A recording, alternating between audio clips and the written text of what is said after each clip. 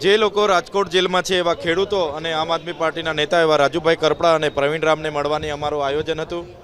ગત રોજ અમે એની એપ્લિકેશન પણ આપી હતી અને આજે રાજુભાઈના ફાધર જેમના લોહીના સંબંધ છે એમના પિતાની આગેવાનીમાં એમની એપ્લિકેશન આપીને અમારે મુલાકાત કરવાની હતી, પણ પોલીસ દ્વારા અમને હોટલ ખાતે જ અટકાવી દેવામાં આવ્યા છે અને અહીંના એસપી દ્વારા જણાવવામાં આવ્યું છે કે તમને જેલની મુલાકાત આપવામાં નહીં આવશે અને તમે જેલ તરફ જશો તો તમારી ગાડીઓ રોકી દેવામાં આવશે।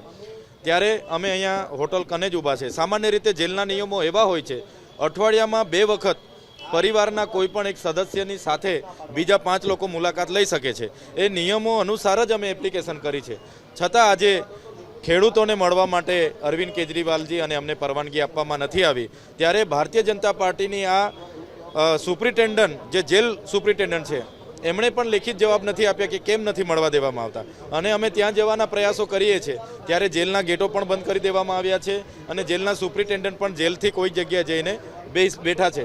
ત્યારે આ એક તાનાશાહી છે। પહેલાં તો હળદરમાં લાઠીચાર્જ કર્યો અને ખેડૂતો પર ખોટી એફઆઈઆર કરી એમને જેલમાં નાખ્યા અને આજે કોઈને મુલાકાત પણ કરવા દેવામાં નથી આવતી। ત્યારે આ ભારતીય જનતા પાર્ટીની તાનાશાહી આજે છતી થાય છે।